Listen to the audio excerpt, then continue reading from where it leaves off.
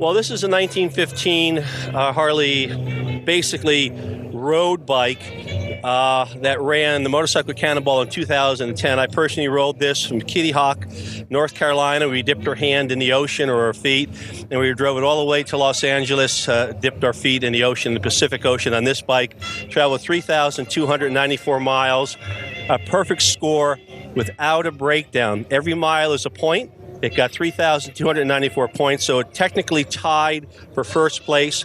But the earlier the bike, they gave more precedent to.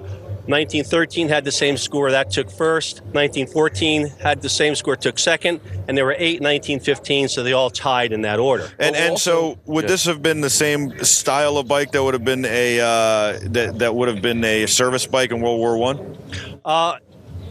Basically, no. Yes and no. World War I would have basically been gas tanks like that, but basically the same bike, painted green with rounded tank. So basically the same road-going machine. Very cool. Thank you very much. We're starting to see the modern bike take shape with this one, isn't it? Don't we? Running boards, transmission, and brakes. Well, I have another question here. You have 2 levers. Yes. What You're do they shifting here. That's okay. You're not shifting with the pedals, right? Here's the beauty of the 2 levers. Now, I didn't know what this lever was. I mean, I knew it worked the clutch. So you have a clutch, that's go, that's neutral, and the lever moves. So why would you need the lever? And you would never find out, and I was baffled for a number of years until I was on Block Island on 1917. I remember Harley did not have a front brake until 1929. So this brake was added as a safety feature for the Cannonball. So I'm on Block Island, and I'm on a hill. Well, there's a brake pedal there. Now I have to put my foot down. Now the light's going to turn green, and I'm thinking, well, how am I going to put it in gear? It's in gear, but how am I going to step on the clutch without falling over? So I said to my wife, you have to get off. And then I felt this little bally thing, and I go, oh, look, if I go like this and I give it a little bit of gas, I'll start up the hill, and then I can pick my foot up, and that's what that rod is for. It's for sitting on a hill with your right foot on the brake, your left foot holding you up. A hill holder. Well, exactly. You don't have to pick your foot up to use the clutch because it's connected. ESSA Game says this is a lot of technology for 1914, 1915. Very surprised by that. Didn't know they had all this technology. Yeah. This was a ton of technology back then. Yeah, and every year it was ahead of itself in light years. 1916 was so much better. 1917 was so much better. 1918 was so much better.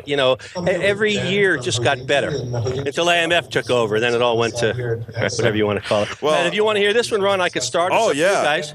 Okay. Sure. Why not? Here, I'll get that. That's great. Almost every day. Now, is this one easier to start, or is it the same process? So it's a derivation. It's the same process. I could kick it. An Eastern dialect High compression piston. and so we Start wanted it to just make makes it easier make the all-out fun for the crowd. Not like, oh wow, it's not going to start. Take kind of the Got it. So he can kick it. It's the same system as the other one, but he could kickstart this one, but it's easier to do it that way. So he's going to do it that way. That's one of the reasons why I put it starts on later. This one starts right up, though. Yeah. Very nice. Again, I can't even imagine riding this, let alone do that. This bike has a much milder cam. As you can see, it's idling where this bike does not really want to idle. All this bike wants to do is go flat out and burn up your butt. This bike is very user-friendly, has a throttle like a normal motorcycle, has a spark advance, basically go slow, go fast, and a 3-speed gearbox. It's awesome. This obviously was a lot easier to start up as well. Yes. And it has a very high-tech system to shut it off. You just choke it. It actually has a compression release, but I need to adjust it a little bit more, and it needs to be adjusted every 1,000 miles or so, otherwise it doesn't really work. How'd you get so into bikes? In second grade, my dad bought me a mini bike, and I was just crazy, rode motocross. What kind? Sears and Roebucks. Oh, there you go. Yeah. With Tecumseh engine in it? I believe so. Rode that until I burned up the motor. Then when I was in third or fourth grade, Dad bought me a Suzuki 90, which was too big, so he could ride it. And then I grew into the Suzuki 90, started racing motocross here in District 2 in New England. In the 70s, rode amateur, novice, expert, and then went for a professional license. But that I never actually took possession of the license because I had to travel all over the world for the season. I could ride 1 or 2 races in the United States, but then I had to go to Australia or New Zealand or Europe, and I didn't have a sponsor, didn't have the money, and ended up knocking all my teeth out. Almost had a sponsorship for OSA, and just morphed into road bikes and then into vintage stuff. And do you have any modern bikes for you personally? I have some of my motocross bikes that I've ridden in the 70s, but no, I have some big Harleys, Heritage Softail. But with all the texting going on, I've got some kids, a house and a mortgage. I decided to sell those bikes, and I do rallies with the vintage stuff on dirt roads. I stay off the main highways right now so my kids get a little bit older. But as I said, I've been riding since I've been in 2nd grade. I do trials. I don't compete anymore. I did the competition back in the 90s. And now my daughter and I just bop around on 2 Beta Trials bikes. I have 5 acres and rocks. And so I'm always involved in the flat track race. All of you watching Trog, the race of gentlemen. Yes. Next weekend, Wildwood, New Jersey.